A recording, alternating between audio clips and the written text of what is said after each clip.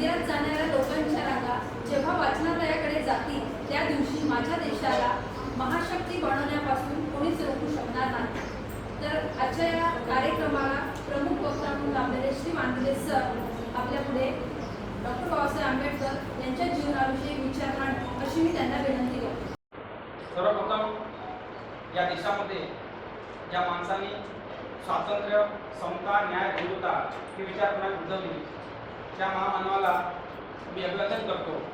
व त्याही पूर्वी या विश्वाला हजारो वर्षापूर्वी ज्यांनी शांतीचा संदेश दिला असे महाकरुणी भगवान तथागत गौतम बुद्ध, त्याचप्रमाणे ऐसा चाहू राजमय क्या बसे छोटा बडा सब समान, सामाजिक समतेचा मूलभूत देणारे बाबासाहेब आंबेडकरांचे मार्गदर्शक व ज्यांनी द अनटचेबल हा ग्रंथ बाबासाहेबांनी अर्पण केला असे संत रविदास महाराज, रयतेचे लोक कल्याणकारी राजे, ज्यांनी 18 पगड जातीच्या लोकांना एकत्र करून समाज विमुख राज्य स्थापन केलं व त्यांनी स्वतःच्या सैन्यालाही बजावून सांगितलं, जर शेतकऱ्याच्या भाजीच्या देठालाही धक्का लागला तर हात कलम केला जाईल असे रयतेचा विचार करणारे लोक कल्याणकारी राजे छत्रपती शिवाजी महाराज आणि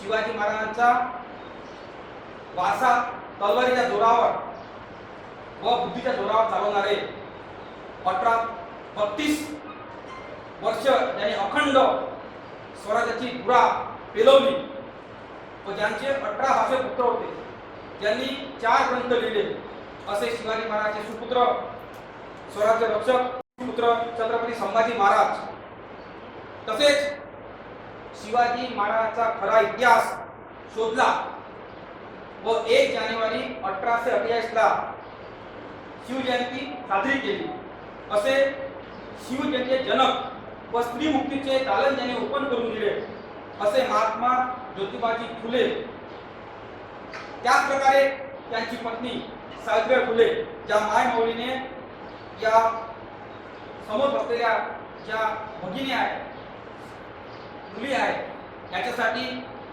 शिक्षणाची दारं ओपन करून दिली.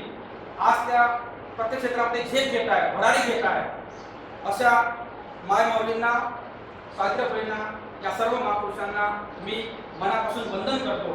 तसेच या देशामध्ये ज्या राजाने 50% आरक्षणाची सुरुवात केली असे आरक्षण जनक छत्रपती शाहू महाराज, त्याच प्रकारे आज आपण इथे एकत्र येऊन 131वी जयंती महोत्सव साजरा करत आहोत. अशा विश्वरत्न, भारतरत्न डॉक्टर आंबेडकर या सर्वांना मी अभिवादन करतो.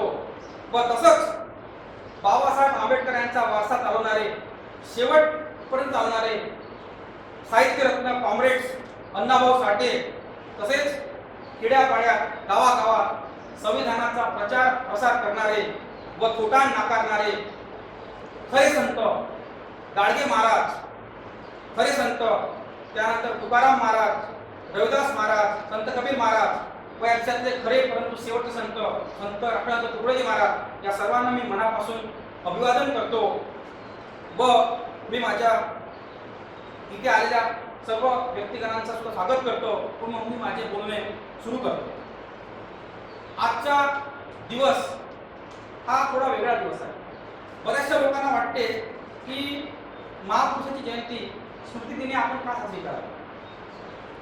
मला माहीत आहे आपले लोक, बरेचसे लोक आता वेगळ्या मार्गाने चाललेले आहेत. ढोल ताशा यांच्या गजरामध्ये, डान्स डीजेच्या गजरामध्ये महापुरुषाच्या जयंत्या साजऱ्या करणं सुरू आहे. लाखो करोडो रुपये खर्च होत आहे. परंतु प्रत्येकाला प्रश्न पडायला पाहिजे की महापुरुषाची जयंती व स्मृतिदिने आपण साजरी का करतो. याकरता करतो की महापुरुषांनी कोणता संघर्ष केला, संघर्ष कोणाकरिता केला, त्यांचे कार्य किती पूर्ण झाले, त्यांचे कार्य किती अपूर्ण राहिले, जे पूर्ण झाले ते कसे पूर्ण झाले, जे अपूर्ण राहिले ते पूर्ण कसे करायचे, यावर चिंतन मनन होण्याकरता, यावर विचार चर्चा होण्याकरता आपण महापुरुषाचे जयंत्या व स्मृतिदिने साजरे करतो. तुम्हाला माहित आहे की बाबासाहेब बाबासाहेब आंबेडकर या व्यक्तिमत्वाबद्दल जर चर्चा करायची राहिली, बोलायचं राहिलं, सर्वप्रथम आपल्याला आपल्या देशाची व्यवस्था समजून घ्यावी लागेल. व्यवस्था समजण्याकरता आपल्याला काही कडू वाक्य सुद्धा लक्षात घ्यावे लागेल, त्याच्यावर चिंतन करावं लागेल. आज 1950च्या अगोदर भारताची जी व्यवस्था होती ती स्ट्रेट होती. त्यामध्ये ब्राह्मण, वैश्य, क्षत्रिय आणि शूद्र व अतिशूद्र असे 5 घटक होते. ब्राह्मणाला शिक्षणाचा अधिकार होता, ब्राह्मणाला धर्माचा अधिकार होता, ब्राह्मणाला न्यायव्यवस्थेचा अधिकार होता. आर्थिक, सामाजिक, राजकीय अधिकार फक्त ब्राह्मण समाजाला होते, त्यांनी आपल्याजवळ ठेवले होते.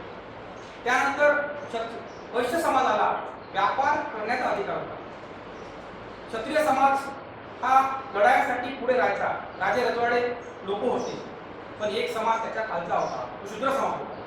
त्याला आपण आजच्या परिस्थितीमध्ये ओबीसी म्हणतो, अदर बॅकवर्ड क्लास. त्याच्यामध्ये बरेचसे लोक मोडतात, 52%, 56% लोक भारतामध्ये ओबीसी मोडतात.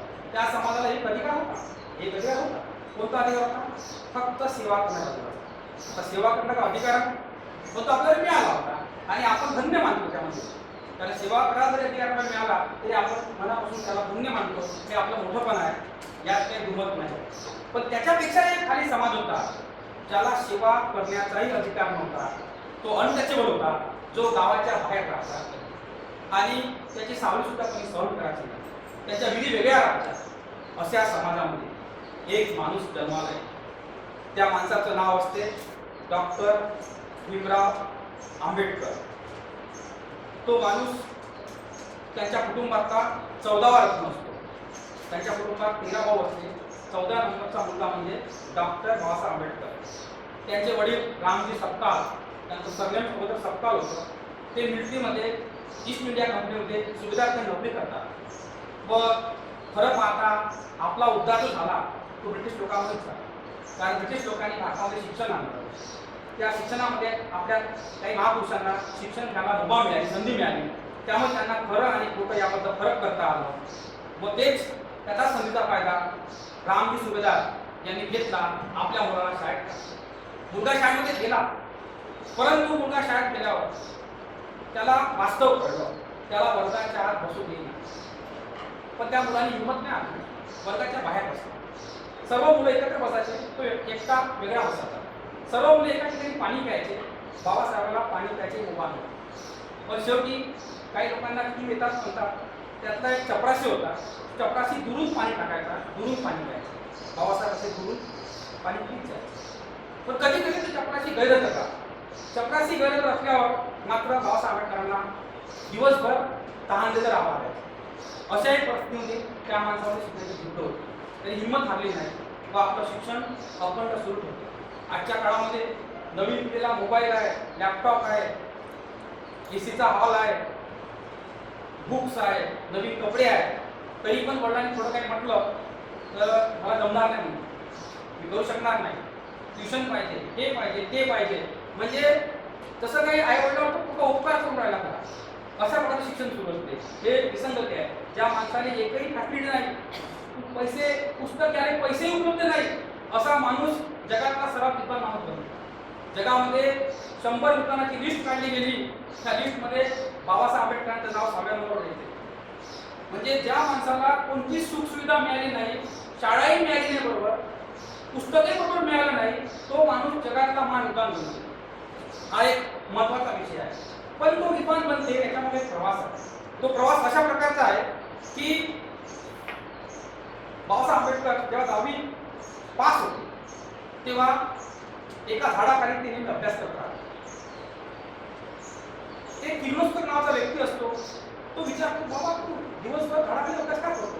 तू एकटाच अभ्यास करत राहतो, तुला कोणी सोबती नाही, कोणी मित्र नाही, फक्त दिवसभर तू अभ्यास करत राहतो. तुला मी 10 दिवसापासून पाहतो, 15 दिवसापासून पाहतो, तू दिवसभर अभ्यास करत राहतो. बाबासाहेब त्याला सांगतो, सर म्हणजे मी लायब्ररीत गेलो तर मला कोणी झोप देणार नाही, कारण मला कोणी जवळ घेत नाही, माझी सावली कोणी सहन करत नाही आणि मला पाणी कोणी पाठवत नाही, म्हणून मी एकटाच बसतो. मग किर्लोस्करांना वाटतं की याला आपण हा पोटा खूप बुद्धिमान आहे, याच्यामध्ये वेगळी लगन आहे, याला आपण सयाजीराव गायकवाडकडे बडोद्याच्या नेलं पाहिजे. मग किर्लोस्कर नावाचा व्यक्ती त्यांना सयाजीराव गायकवाडकडे नेलं. सयाजीराव गायकवाडला त्या पोरामध्ये स्कॉलरशिप लागू करतात व तो अमेरिकेला कोलंबियाला शिकायला जातो. तिथे 4 वर्ष शिक्षण घेतो, PhDची मोठी डिग्री घेऊन येतो. बरेचसे लोक बाबासाहेब आंबेडकरांच्या विरोधात लढतात, परंतु ते लोक बाबासाहेबांच्या पायाच्या उंची वगैरे करत नाही. कारण तुम्हाला माहित आहे, साधं MSc करतो म्हणलं, साधं BSc करतो म्हणलं तर दम लागतो, ताकद लागते.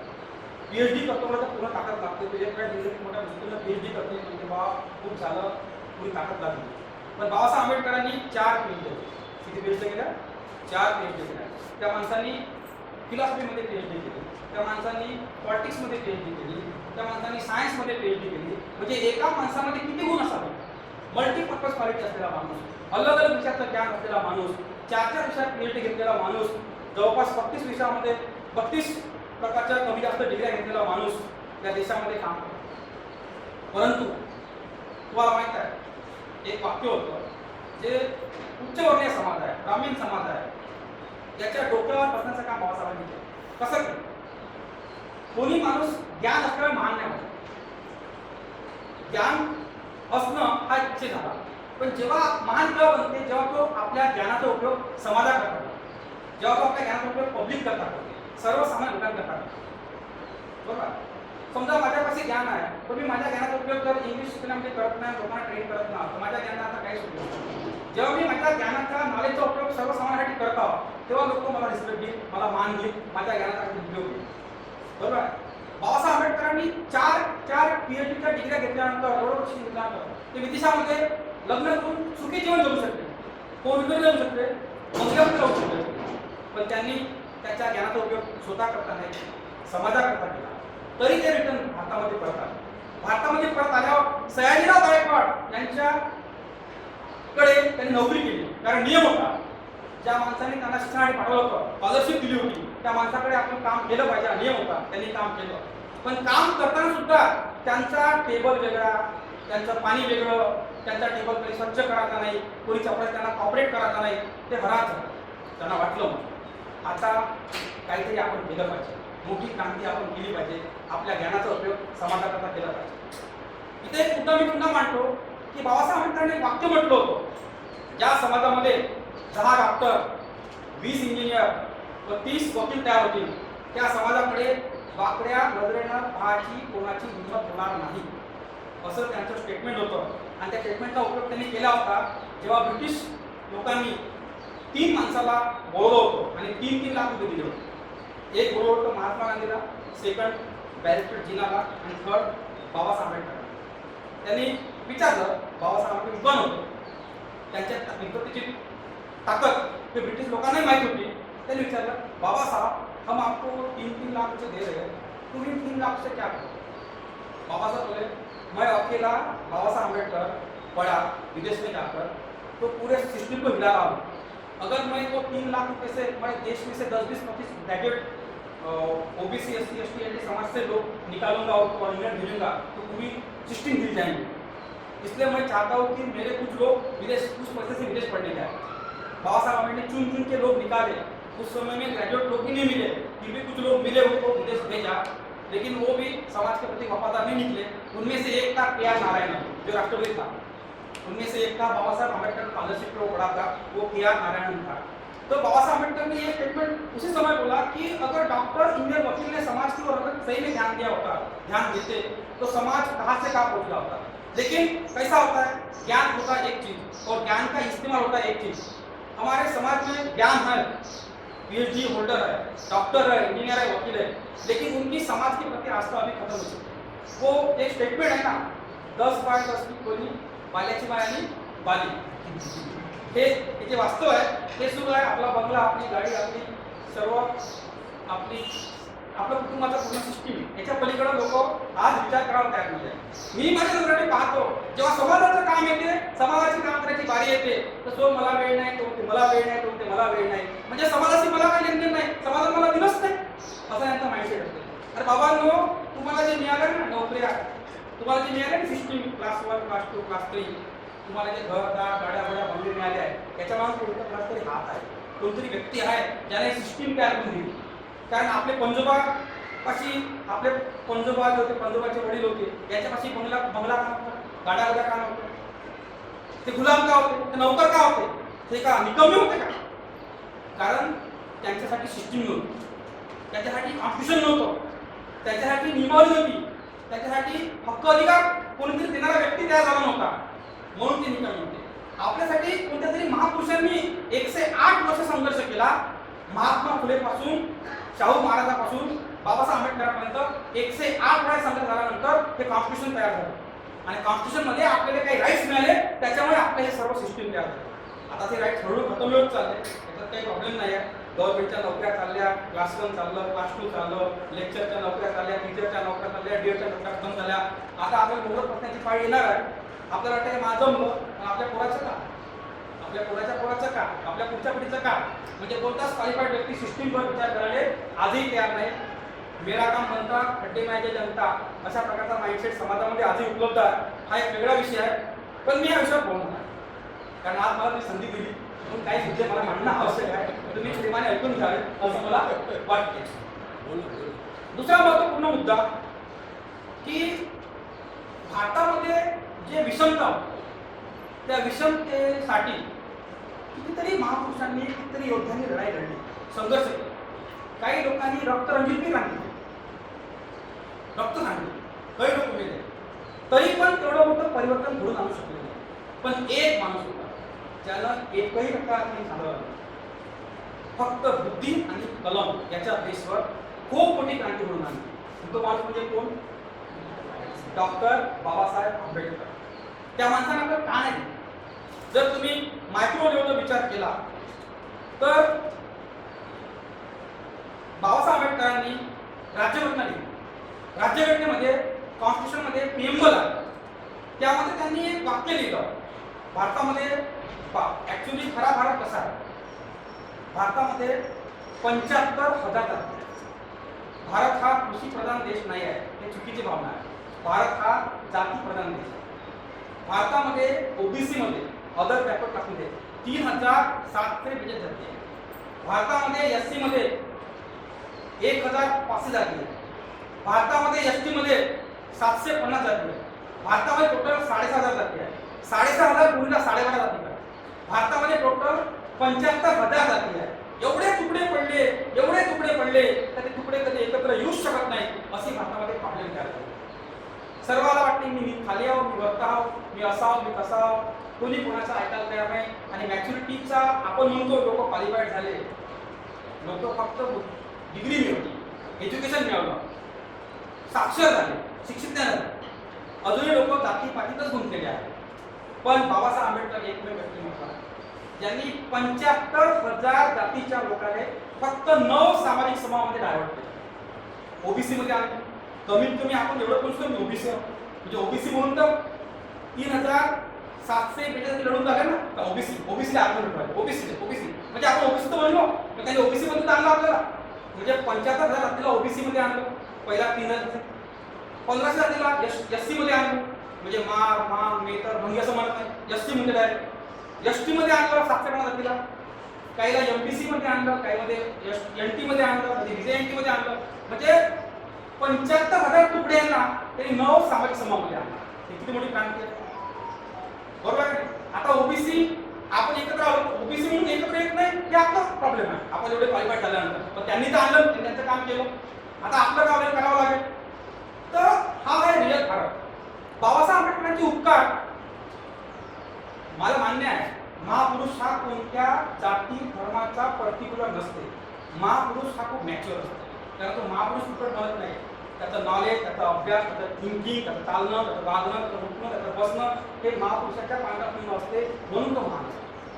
काही साधारण लोक आपल्या बुद्धीच्या लेवलनुसार त्याला आकलन करतात, पण तो आकलनाच्या पलीकडला व्यक्ती असते, तो महापुरुष असते. तर बाबासाहेब आंबेडकरांनी जेव्हा राज्यघटना लिहिली तेव्हा भारतामध्ये पहिल्यांदी we the people of India, आम्ही भारतीय लोक, म्हणजे भारत फर्स्ट, मग जात, मग समाज, पहिले we the people of India सुरुवात केली. म्हणजे आम्ही भारतीय लोक हा कन्सेप्ट त्यांनी प्राधान्य दिलं. आणि त्यांनी प्राधान्य देताना त्यांनी लिहिलं we the people of India having solemnly resolve to constitute India into sovereign, म्हणजे सार्वभौम, भारत सार्वभौम असला पाहिजे. सोशलिस्ट, भारत समाजवादी असला पाहिजे.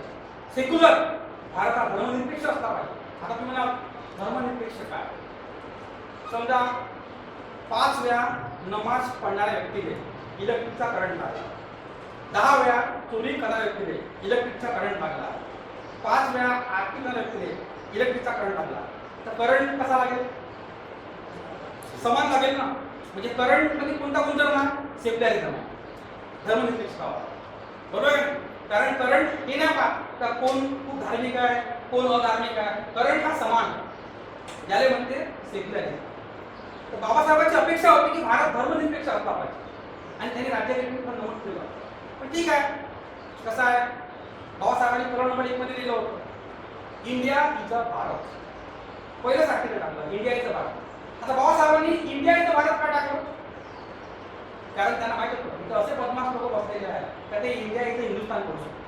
मग हिंदुस्थान केलं तर मग पाकिस्तान होते, मग अफगाणिस्तान होते, मग हिंदू मुस्लिमचे वाद होते आणि मग हिंदू म्हणून हनुमान म्हणणारे लोक तयार असतात, लढणारे लोक.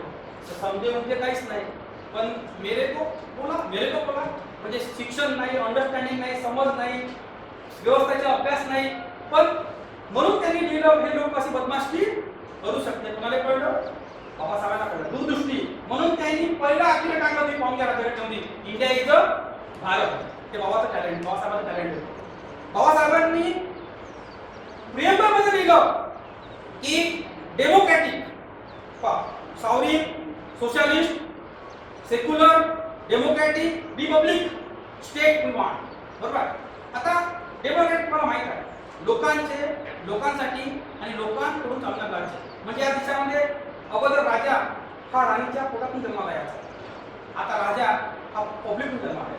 आज तुम्हा आम्हा सर्वांना आमदार बनण्याची संधी आहे. तुम्हा आम्हा सर्वांना आता क्लास 1 क्लास 2 असण्याची संधी आहे. हे संधी कोणी दिली? महिलांना नोकरीचं प्राधान्य कोणी दिलं? महिलांना प्रस्तुतीला कोणी दिली? महिलांना army, navy, air force, air pilot पुरुषांच्या बरोबरीत लढण्याची संधी कोणी दिली? हे दिली राज्यघटनेने. राज्यघटना कोणी लिहिली? ही लिहिली बाबासाहेब आंबेडकरांच्या विचारधारेने. तुम्हाला माहित आहे जेव्हा 2 व्यक्तीची लढाई होते ते लढाई 2 व्यक्ती नसते, ती लढाई 2 व्यक्तीच्या विचारधारेची असते. कारण बाबासाहेबांच्या आंबेडकरांच्या विचारधारेमध्ये समानता होती, न्याय होती, बंधुता होती. त्यांनी स्वतःचं पर्सनल लाईफ कधीच नाही पाहिजे. लोक अतिशय प्रेम करतात, आणि बाबासाहेब आंबेडकरांच्या पर्सनल लाईफ त्यांनी ढुकून नाही पाहिलं. त्यांचा गंगाधर नावाचा मुलगा, त्याला मेडिसिन नाही मिळाली, त्याला औषध नाही मिळून मरण पावला. त्यांचा सर्वात प्रिय राजरत्न नावाचा मुलगा कुठल्याच प्रकारचे औषध न मिळाले मरण पावला. एक त्यांच्या समोर डोळ्यासमोर एक क्लिष्ट परिस्थिती तयार झाली होती जेव्हा त्यांचा मुलगा बिमार होता. त्यांचा प्रिय मुलगा राजरत्न बिमार होता, त्याला औषध नव्हती आणि बाबासाहेबांचं 14 वयाचं आंदोलन पुढे गेलं होतं. आंदोलन लोक त्यांना जुळले होते, तर त्यांचा मुलगा बिमार पडला होता. त्यांनी खिशामध्ये हात घातला, त्यांच्या खिशामध्ये 1 रुपया नव्हता. त्याला वाटलं आता करावं कसं, आपला मुलगा मरू शकते, त्याला औषध नाही आहे. त्याला वाटलं का हे जर आपण सोडलं तर नोकरी दिली तर आता आपण सहज येते पुढे जाऊ शकतो. पण त्यांनी पुन्हा विचार केला, आपण जर पुढाने पैसे लावले नाही, दवाखान्यात गेलं नाही तर पुढे आपला मरणार आहे, तय आहे, आता करावं कसं. रात्रभर बाबासाहेब रडले, पण रडल्यानंतर त्यांना वाटलं का ठीक आहे मी माझ्या एका पुढाचा विचार करेन. पण हजारो वर्षापासून माझा समाज हा जो समाज जो आहे कितपत पडत आहे, त्या घोरावानी जगत आहे, गुलामीत जगत आहे. याचं कसं? त्यांनी आपल्या पुढाचा विचार समाजात केला नाही, विचार सोडला. पोरगा मरण पावला. पोरगा मरण पावल्यावर कपडा घ्यायला पैसे नव्हते. त्याच्या पत्नीनं रमाईनं आपल्या लुगड्याचा लहानसा तुकडा काढला आणि त्याला त्याचं दहन केलं. अशा परिस्थितीमध्ये बाबासाहेबांचा त्याग आहे. एवढा मोठा त्याग केल्यानंतर भारतामध्ये आपल्याला हे दिवस पाहायला मिळाले आहेत. काही लोक म्हणते की बाबासाहेबांनी शेड्यूल कास्टच्या लोकांसाठी केलं, असं नाही. बाबासाहेबांनी सर्वात पहिलं कलम आरक्षणाचं ते ओबीसी 340 होतं. नंतर सेकंड कलम एसटीने दिलं. नंतर थर्ड 342 कलम शेड्यूल कास्ट. बरोबर आहे सर? म्हणजे सर्वात पहिला विचार बाबासाहेबांनी ओबीसी केला. जेव्हा बाबासाहेबांनी ओबीसीचा आर्टिकल कलम लिहिलं आणि सरदार वल्लभभाई पटेलला डिस्कस केलं का ओबीसी, सरदार वल्लभभाई स्वतः ओबीसी असून त्यांना माहिती ओबीसी कोण आहे, ओबीसी कोण आहे. म्हणजे त्या बुद्धीने लागणारी बुद्धी भारतात का उपलब्ध नव्हती. तर बाबासाहेब आंबेडकरची बुद्धिमत्ता एवढी होती, अभ्यास एवढा होता, नॉलेज एवढं होतं की बाबासाहेब आंबेडकरांना जेव्हा राज्यघटनेच्या बोर्डवर घ्यायचं होतं, त्याला आपण काय म्हणतो राज्यघटनेसाठी संविधान समितीमध्ये घ्यायचं होतं, तेव्हा होता की ते कुठून तरी निवडून आले असले पाहिजे. म्हणून बाबासाहेब आंबेडकर मुंबईला निवडणुकीत उभे राहिले तेव्हा पूर्ण लीडर लोकांनी ताकद लावून त्यांना पाडलं. मग शेवटी बाबासाहेब आंबेडकर आता कसं आपण स्वतःसाठी गेलो नाही तर आपण कायदे कानून कसे बनवू, कायदे कानून बनवल्याशिवाय आपल्या समाजाचा उद्धार कसा होईल. शेवटी त्यांनी पश्चिम बंगालमध्ये मुस्लिम लीग कडून इलेक्शन लढलं. मुस्लिम लीगच्या लोकांना कधी ज्ञान होतं, मुसलमान लोक कधी सभेत शिकून नव्हते, मुसलमानांना कधीच आपला वापर केलं नाही. हे फालतूच्या नाही का नाटकं लावून दिले, मुसलमान दुश्मन, आपण हिंदू, मुसलमानची बिचाराची खायची सोय नाही आहे, ते मोठ्या मुश्किलीनं जीवन जगते, हे कसे शत्रू राहणार आहे. शत्रू कधी बुद्धिमान असते, चालून बुद्धिमान लोक. आपले शत्रू जे कामाचे महत्वपूर्ण बुद्धिमान लोक आहेत त्याच्याकडे आपण दुर्लक्ष करतो ना. जे लोक बिचारे खाण्याची सोय नाही, जगण्याची सोय नाही, ते लोक मोठ्या मुश्किल जगत आहेत त्याला आपण शत्रू मानतो. तर त्या लोकांनी बाबासाहेब आंबेडकरांना निवडून दिलं. पण निवडून दिल्यावर त्यांनी पुन्हा एक चाल चालली की हे जो भाग होता तो बांगलादेश बनला ना, त्या बांगलादेशमध्ये ऍड केला. मग बाबासाहेबांचं जे मेंबरशिप आहे रद्द झाली, पुन्हा टेन्शन आलं. मग शेवटी महात्मा गांधीनं म्हटलं का आपल्या राज्यघटना कोण घेईल, एवढा मोठा देश आहे, हा देश चालेल कसा. मग महात्मा गांधी इंग्लंडला फोन केला. त्या इंग्लंडच्या लोकांना म्हटलं महात्मा गांधी की हमें तुम आजादी दे रहे हो आणि रिअलमध्ये आपल्याला आजादी नाही मिळाली, ट्रान्सफर ऑफ पॉवर आहे. म्हणजे त्यांनी पॉवर आपल्याला ट्रान्सफर केला. ते चालले गेले. दुसरा मार्ग झाल्यामुळे ते कंपोज झाले होते, त्यामुळे त्यांना आपल्याला पॉवर ट्रान्सफर करणं आवश्यक होतं. तर त्यांनी पॉवर ट्रान्सफर केला. तर महात्मा गांधींनी फोन केला, विचारलं का आम्हाला तुम्ही कॉन्स्टिट्यूशन घेऊन द्या. मग इंग्लंडच्या लोकांनी म्हटलं तर तुम पागल लोग, तुम्हारे देश में ऐसा विद्वान आदमी है जो राज्यघटना लिख सकता है, उसको तुम काम दो, तुम उसको क्यों इग्नोर कर रहे हो. तर महात्मा गांधीला नाव मिळालं बाबासाहेब आंबेडकर. मग त्यांनी मुंबईचा कोणता तरी एक व्यक्ती होता त्याला खारीज करून बाबासाहेबाला संविधान सभेमध्ये घेतलं. त्या बाबासाहेब त्या संविधान सभेमध्ये गेले आणि कॉन्स्टिट्यूशन लिहिलं. आणि जेव्हा त्यांनी कॉन्स्टिट्यूशन लिहिलं तर कॉन्स्टिट्यूशन काही 2 वर्ष 11 महिने 18 दिवस लिहिलं. पण त्यांच्यामध्ये जे आग होती, त्यांना जे फिलिंग होतं, ते रिवेंज होतं ना, रिवेंज म्हणतो आपण एक प्रकारचा. त्या बाबासाहेबांना रायटर नव्हते, बाबासाहेबांचा फिलॉसॉफर नव्हते, बाबासाहेबांकडे वेगळं व्यक्तिमत्व होतं. जे लहानपणापासून जे रसायन घडते ना परस्थितीजन्य, त्या परिस्थितीला अनुसरून त्यांचं व्यक्तिमत्व घडलेलं होतं. तर त्या माणसानं मग राज्यघटना जेव्हा लिहिली तेव्हा त्याच्यामध्ये काही नॉर्म्स टाकले. त्यामुळे तुम्हाला माहित आहे कलम नंबर 14 त्याच्यामध्ये राईट ऑफ इक्वॅलिटी म्हणजे न्यायासमोर राईट ऑफ इक्वॅलिटी, याच्यामध्ये एक आर्टिकल टाकला इक्वॅलिटी बिफोर लॉ, न्यायासमोर सर्व समान.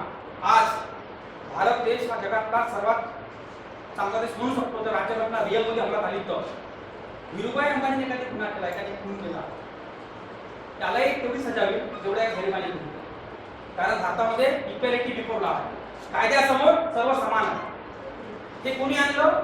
बाबासाहेबांनी आणलं. हे का आणलं? कारण याच्यापूर्वी भारतामध्ये जेव्हा एखादी उच्चवर्णीय गुन्हा करायचा, कोणता खून करायचा, कोणता बलात्कार करायचा, त्याला सजा नाही व्हायची. फक्त आपल्या गरीब लोकांना नेहमी सजा व्हायची आणि डबल सजा व्हायची. लोक परेशान राहायचे, लोक नशिबावर विश्वास ठेवायचे, लोक भलत्याच मार्गाने चालले होते.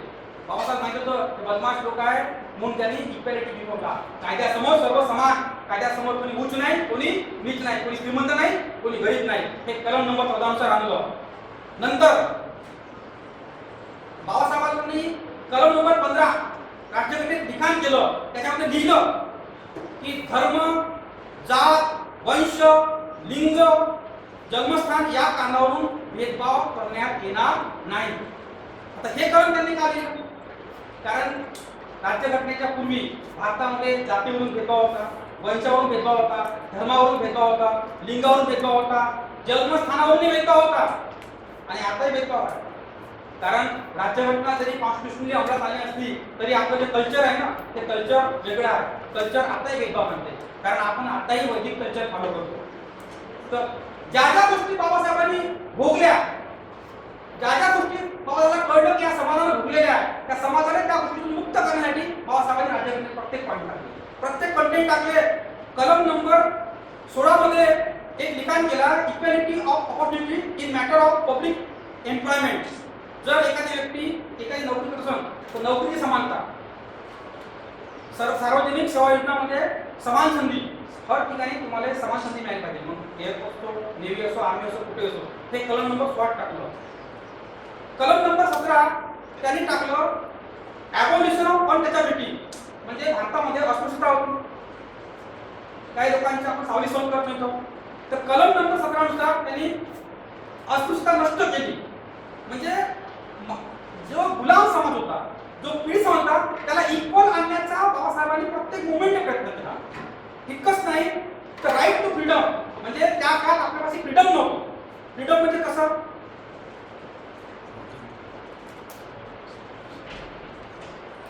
आता मी बोलत आहोत, तुमच्या समोर बोलत आहोत, म्हणजे मला स्वातंत्र्य मिळालं. पुन्हा भाषण स्वातंत्र्य, अभिव्यक्ती स्वातंत्र्य, हे कलम नंबर 29 मिळालं.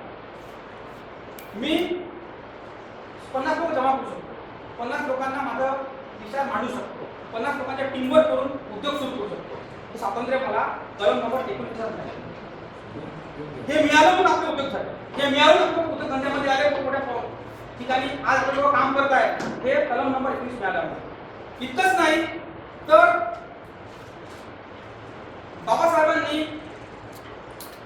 राईट ऑफ एज्युकेशन 21A नुसार, म्हणजे 6 ते 14 वर्षाच्या मुलांना शिक्षणाचा फेअर एज्युकेशन मिळालं पाहिजे म्हणून कलम नंबर 21A लिहिलं. हे का लिहिलं तर त्यांना माहिती होतं हा समाज हजारो वर्षापासून अनपढ होता, हा गुलाम होता. मला तुम्ही विचार करा ना, तुम्ही लॉजिक लावा. आपले पंजोबा हे शिकलेले नव्हते, आपले आजोबा 2-4 वर्ष शिकले असेल, मग आपले वडील 5-6 वर्ष आणि आपण पुढे शिकलेलो, म्हणजे 4थी-5वी पिढी आहे. 1950 नंतर जेव्हा राईट ऑफ एज्युकेशन मिळालं तेव्हा आपली पहिली पिढी शाळेमध्ये गेली 50-55 मध्ये, आणि 70-75 मध्ये आपली पिढी ग्रॅज्युएट झाली. 70-75-80 या काळात खूप नोकऱ्या लागल्या, मग सरकारी नोकऱ्या लागल्या, या नोकऱ्या त्या नोकऱ्या, 75-80-85 दरम्यानच्या काळात. आणि 85-80 ला नोकऱ्या लागणं सुरू झाल्या तसं याच्या पोटामध्ये खुपलं, आणि 1990 ते यांना LPG आणलं, लिबरलायझेशन, प्रायव्हेटायझेशन आणि ग्लोबलायझेशन, आणि आपल्या नोकऱ्या हळूहळू कमी करणं सुरू केलं. आपल्यापाशी 18,000 गव्हर्नमेंटच्या नोकऱ्या होत्या, आता फक्त 100 उरलेल्या आहेत, आणि त्याही नष्ट होण्याच्या मार्गावर आहे. एकंदरीत आपलं काम आता हळूहळू मायनस होण्याच्या मार्गावर आहे.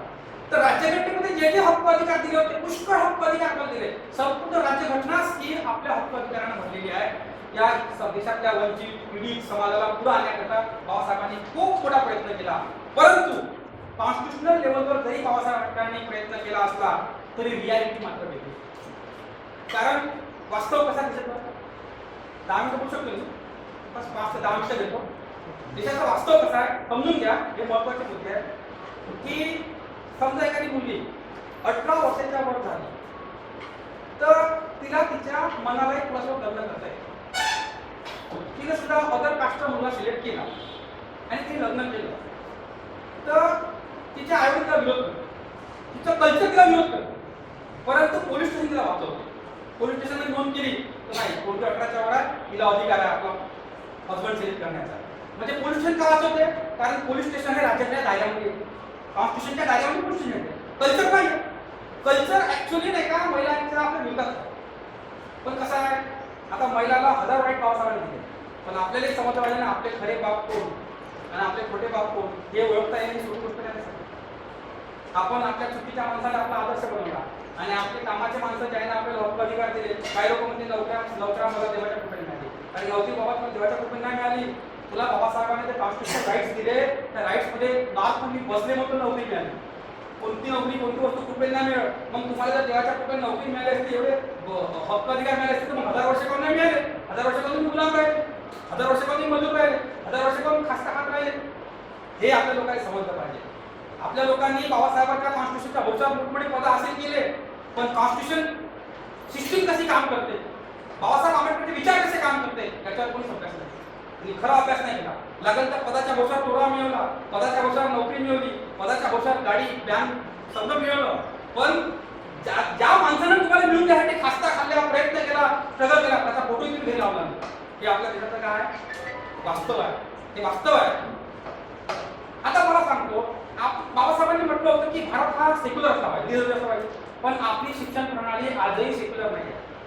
आजही भारतामध्ये मुस्लिम, हिंदू, शीख, ईसाई, ख्रिश्चन, बुद्ध सर्व धर्माचे लोक आहेत. म्हणून त्यांनी आपल्याला कलम नंबर 24 नुसार धार्मिक स्वातंत्र्य दिला.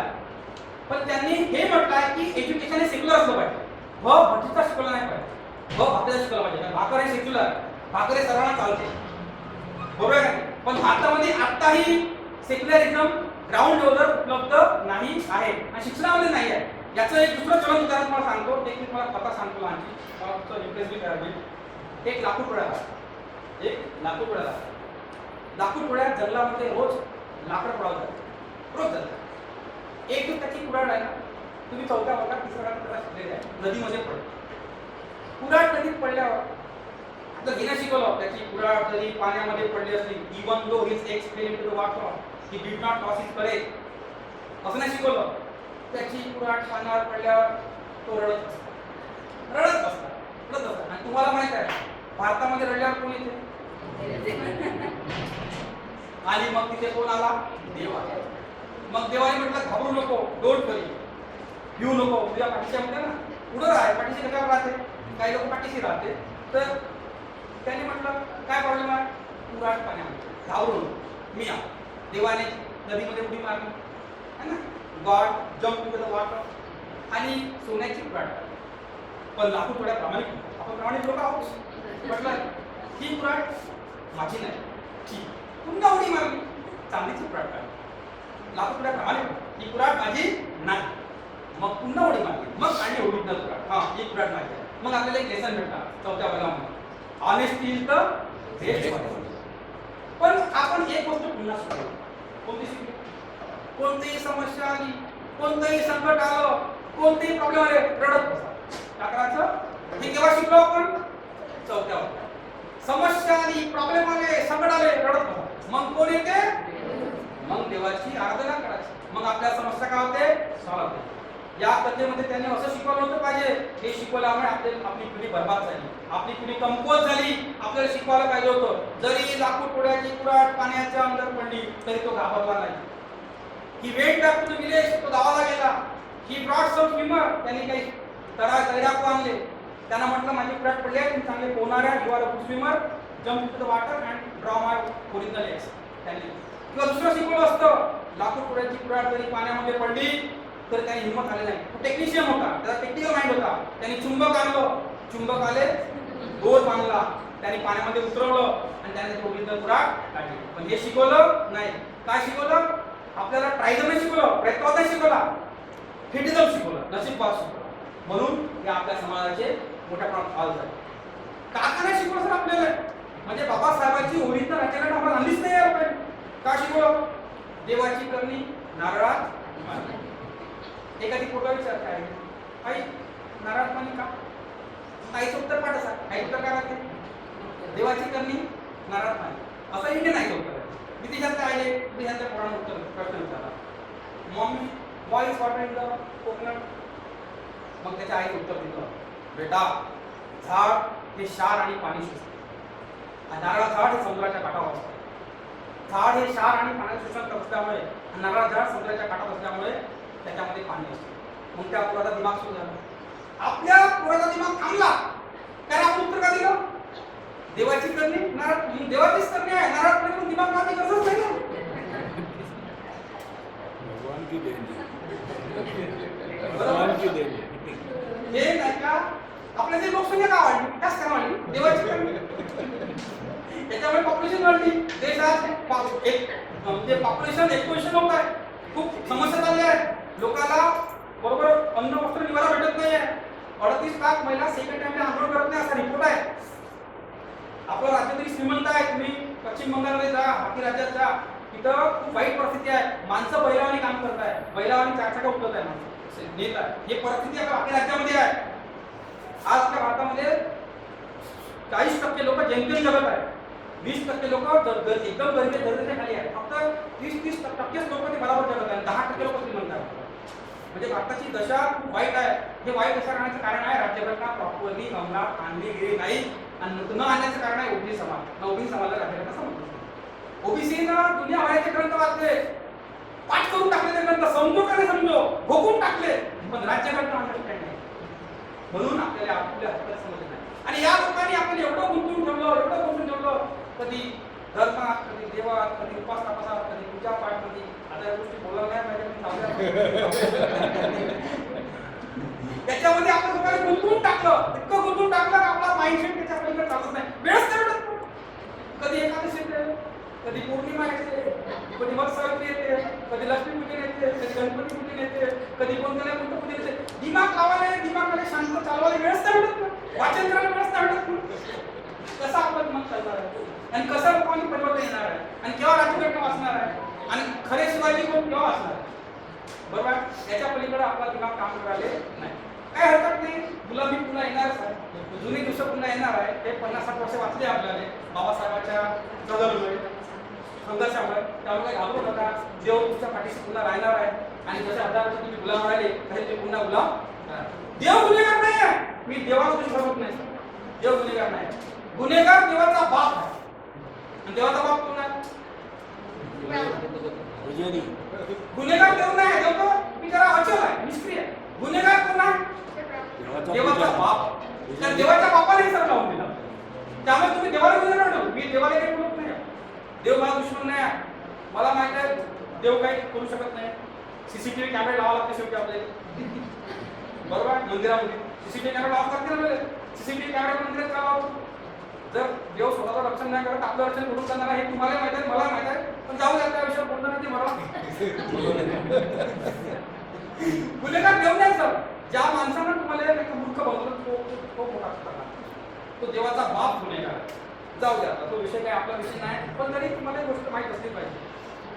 तर एक ह्या गोष्टी आपण शिकलो पाहिजे. मला असं वाटतं की जेव्हा आपण प्रबोधनाचे विचार मांडतो, जेव्हा आपण चर्चा करतो, हे चिंतन मनाचा का असेल, चिंतन मनाचा भाग नाही, चर्चा करतो, ह्या गोष्टी आपण अंडरस्टँड केल्या पाहिजे. कारण आपण समाजातला क्रीम समाज असं राहते. दूध राहते. दूध जेव्हा आपण गरम करतो, दुधावर एक साय येते. सायामध्ये क्रीम असते. क्रीम काय करते? क्रीम हे दुधाला वाचवते. दुधावर जर कुठला कचरा पडला तर क्रीमवर जातो, दुधात नाही. तसंच नाही का आपल्या समाजामध्ये आपण क्रीम करतो. आपलं कर्तव्य आहे समाजाला वाचवणं. पण ठीक आहे, आता आपण प्रॉब्लेम मध्ये आहोत, तर आपण समाजाला कसं वाचवायचं हा एक खूप मोठा प्रश्न आहे. हा एक खूप मोठा प्रश्न आहे. कारण का आपल्यालाच आपल्या भाऊ बंधाशी, आपल्या नातलगाशी, आपल्या गरीब लोकांशी, सामाजिक कामाशी इतक्या मोठ्या प्रमाणात लेनदेन नाही. काहीतरी नाव होते, काही कुठेतरी फोटो निघते, कुठेतरी प्रतिष्ठा भेटते, कुठेतरी पेपरमध्ये नाव येते, कुठे इज्जत भेटते म्हणून आपण पुढं पुढं केलं पाहिजे, अशा माइंडसेटचा समाज तयार झालेला आहे. ते मलाही माहिती आहे, तुम्हालाही माहिती आहे. आता एका मुद्द्यावर मी शेवटच्या बोलतो. मला माहित आहे जास्त वेळ बोलत तुम्हाला मग त्रास आहात. कारण कसं आहे, आपल्या लोकांना जेवण केला टकार येणार नाही, तर डाळीच्या टकार येतात. नाले सण राहतो. बरोबर आहे सर? टकार आहे 25,000 मिनिटाच्या बसण्याची कॅपॅसिटी काय?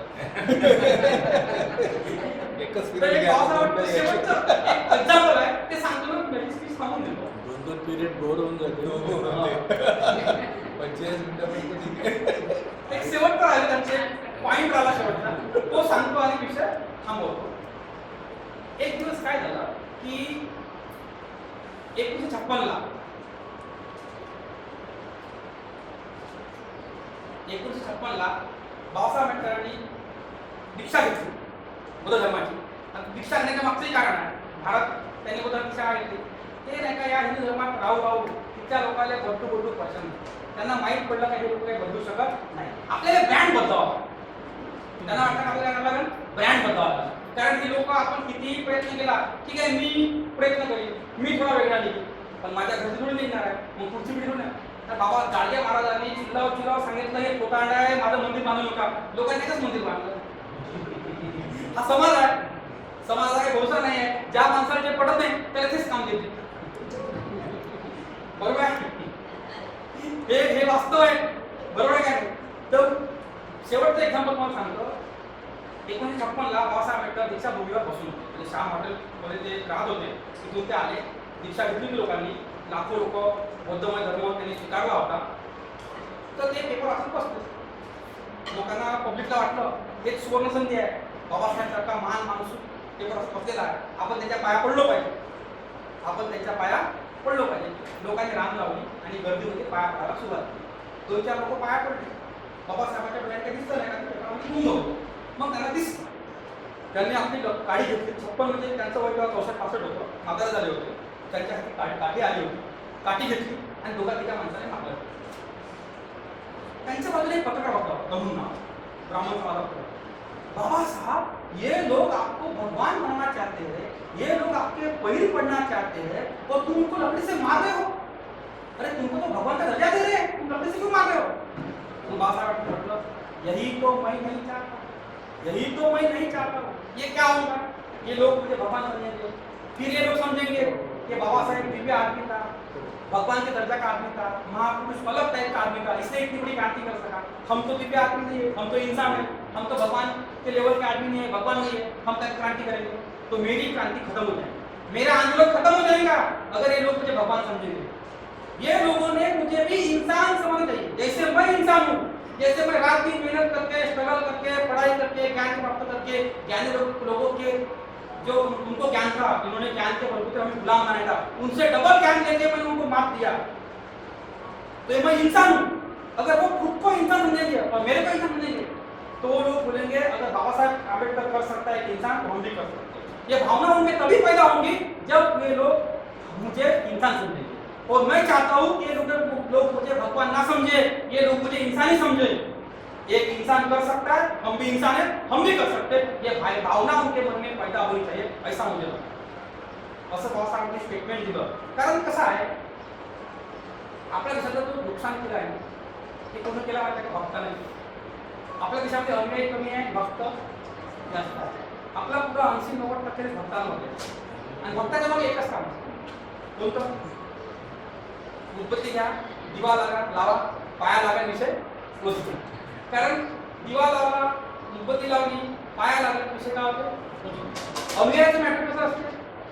अनुयायी हा तर्कवादी, बुद्धिवादी, विज्ञानवादी, तो आकलन करते, तो अंडरस्टँड करते, तो चिंतन करते, मनन करते, तो समजते हे असं का घडलं. एक्झाम्पल घ्या ना, मी तुम्हाला सांगतो, रिअल एक्झाम्पल आहे. माझा एक मित्र आहे, त्याच्या घरी फोटो आहे महात्मा फुलेचा, बाबासाहेबांचा, अब्राहम लिंकनचा, रुसोचा, मोठ्या मोठ्या माणसाचा. माझा एक दुसरा मित्र आहे, त्याच्या घरी फोटो आहे धार्मिक फोटो आहे. त्याचा फोटा विचारते बाबा हे कोण? समजा माझ्याकडे फोटो असला बाबा आंबेडकरचा, माझ्या कोणाला मला विचारणार बाबा हा फोटो कोणाचा? मी सांगेन बापू हे भारतातले जगातले विद्वान व्यक्ती, एवढं वाचन केलं, एवढा अभ्यास केला, तज्ञ. समजा माझ्याकडे दुसरा फोटो असला, हे कोण? त्या फोटोची मला 10 असते, मी काय सांगणार? मी काय सांगणार आहोत? आणि माझ्या मुलासमोर कोणता आदर्श राहणार आहे? आणि माझा मुलगा बुद्धिमान कसा बनणार? तर घरी फोटो बी असे असले पाहिजे त्यातून आपण प्रॅक्टिकल रिअल आदर्श घेऊ शकतो. कसं आहे ते गोष्ट टीका करण्याची नाही. असं मला कोणाला दुःखाचं नाही, कोणाचं मन दुःखाचं नाही. मला दुःख तेव्हा वाटते जेव्हा माझा समाज शिकलेला मागे राहतो.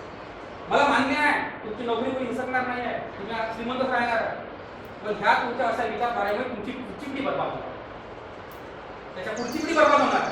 हे मात्र वास्तव आहे. ते तुम्ही नाकारा, लोकांना नाकारा. कारण कसं आहे जीवन हे विचारधारेचं आहे. ज्याची विचारधारा कमजोर आहे, दैववादी आहे, नशीबवादी आहे, तो माणूस कशी क्रांती करेल? आणि तो आपल्या मुलाबाळाला काय शिकवण? दैवावर शिकवण, नशिबावर शिकवण? त्या माणसानं आपल्या पोरामध्ये अशी ताकद तयार केली पाहिजे, त्यानं आपल्या समाजामध्ये आपल्या भाऊबंधाची ताकद केली, लाख पर्यंत पाणी पाडलं. हे ताकद त्या विचारधारेत तयार झाली पाहिजे. आणि ही ताकद तेव्हाच तयार होते जेव्हा बाबासाहेबांसारख्या, महात्मा फुलेसारख्या, सयाजीराव गायकवाड सारख्या, शाहू महाराज सारख्या विचारधारेचे माणसं, शिवाजी महाराज सारख्या विचारधारेचे माणसं आपले आदर्श बनतात, तेव्हा हे पॉसिबल आहे. जेव्हा जे बिनकामाचे माणसं आहे, ज्याने आपल्या जीवनामध्ये कोणतं मोठं परिवर्तन नाही केलं, असेच माणसं जर आपले आदर्श राहिले तर मला वाटत नाही एवढं मोठं क्रांतीचं काम होऊ शकते. आता एक शेवटचा कन्सेप्ट आहे की लीडर कसा असावा. मला माहिती आपल्या भारतामध्ये नेता आहे, नेतृत्व नाही. नेता कसा बनतो? नेता बनणं खूप सोपं आहे, काही नाही. असा फोटो काढा, असा फोटो काढा, अलग अलग 5-6 प्रकारचे फोटो काढा, गावात बॅनर लावा, व्हाईट कपडे घाला, म्हणला नेता. नेता बनणं सोपी गोष्ट आहे, नेतृत्व बनणं कठीण गोष्ट आहे. ओशोचं वाक्य आहे, नेता अनुयायी का भी अनुयायी होता.